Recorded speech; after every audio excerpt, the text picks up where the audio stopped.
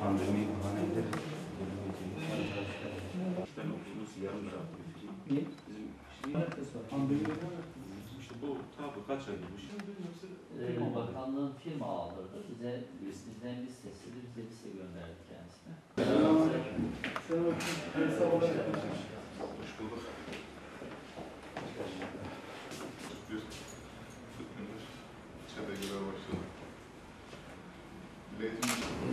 Hacı Mehmet Görmez okulumuzun da eğitimde kısa sürede bu kadar başarı sağlaması, başta okul müdürümüz olmak üzere değerli öğretmenlerimizin katkısı çok büyük. Bundan dolayı da hepinize ayrı ayrı teşekkür ediyorum. Gayretlerinizden dolayı tebrik ediyorum. Başarılarınızın devam diliyorum.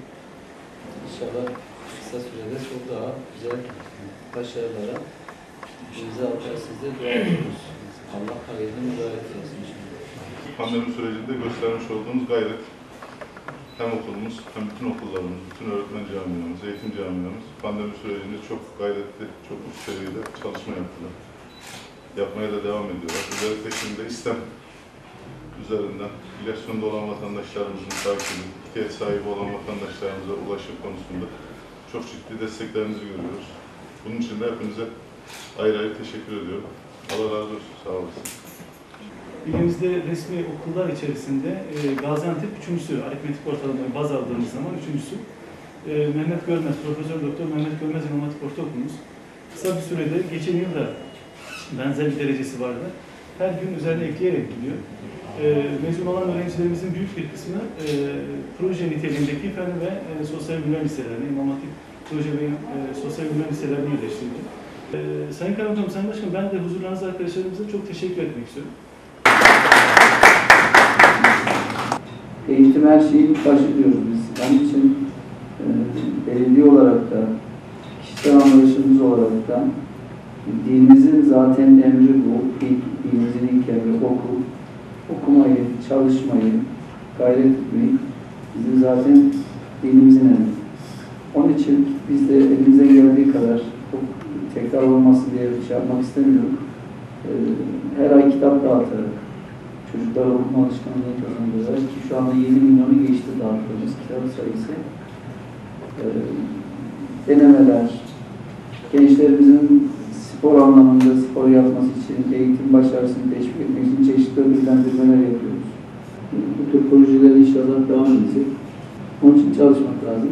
Allah sizlerden razı olsun, gayretlerinizden dolayı tebrik ediyorum. Başarılarınızın devam ediyorum. Bütçesinin önemli bir kısmını eğitim yatırımlarına harcayan bir belediyemiz var. Bu özellikle hem eğitimlerin yatırım ayağında hem de çocuğa ulaşması anlamında çok değerli, bizlere avantajlar sağlıyor.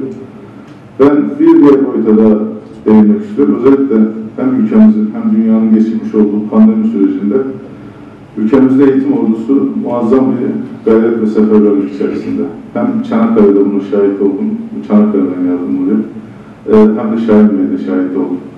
Sizlerin dokunduğu, sizlerin mücadelenin içerisinde yer aldığı bütün alanlar çok doğru ilerliyor. Özellikle son 40 günü değerlendirebilirim. İSTEM projesi biliyorsunuz, birçoğunuz bu konuda çok ciddi destek oluyorsunuz. İSTEM projesinin hayata geçmesinde tamamen sizler üstlendiniz, sizler gayret ettiniz. Pandeminin ilk sürecinde de özellikle 65 yaş üstü vatandaşlarımıza, hemşehrilerimize her türlü hizmetin ulaşmasında çok uzun gayretler gösterdiniz. Hem öncesinde hem de bugün artarak devam eden gayretiniz var. Onlar için hepinize teşekkür ediyorum, şükranlarımı sunuyorum. Gayretleriniz için tekrar teşekkür ediyorum. Okul ve akademik başarıda artarak devam eden bir süreç var. Bizim çok ifade edeceğimiz husus yok. Hem eğitim müdürümüz hem belediye başkanımız çok ciddi gayretler göstermişler. Bize de düşen sizlerle beraber el birliğiyle çalışmak. Başarılarınızdan dolayı tebrik ediyorum. Allah razı olsun hepinizden. Bölgesel sınavında başarısıyla buradaki Sayın Kaymakam ve bütün öğretmen arkadaşımız da gayretli yazdım ortadan. Bizim sıramız şu an okullardaki mevcut sıralardan tasarım ve kullanılan malzeme olarak farklıdır. Birinci farkı, okulda öğrencilere daha fazla güvenli alan sunacaktır. Şimdiki okul sıralarından çok daha maliyetli değildir ama çok daha güvenli ve korunaklıdır. Gökdelen okulumuz tasarımı ve basımı biz yaptık müşterimizle. Özellikle Teknofest kapsamında uluslararası İHA yarışması için tasarlandı.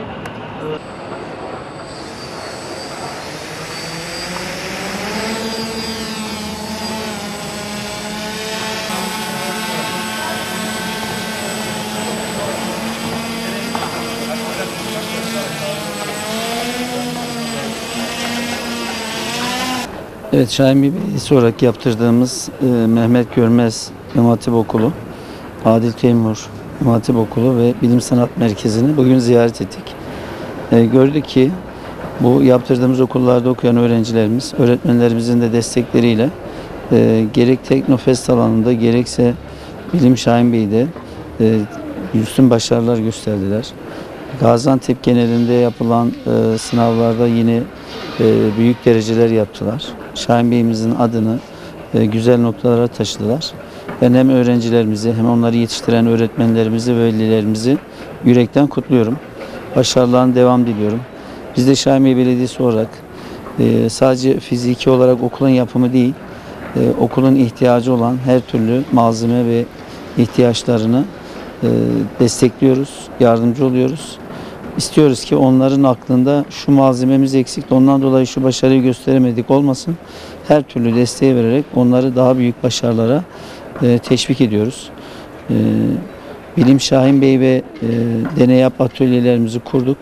Bu hafta sonu itibariyle de onlar da faaliyete geçiyor. Biliyorsunuz bu yıl Teknofest Gaziantep'te yapılacak. İnşallah gençlerimiz Teknofest'te de 10.600 öğrencimiz başvurdu Şahin Bey'den. Bu görülüyor ki ciddi bir potansiyelimiz var. İnşallah gelecekte çok daha güzel projelere Şahin Bey'de okuyan öğrencilerimiz imza atacaklar. Biz de onların destekçisi olacağız.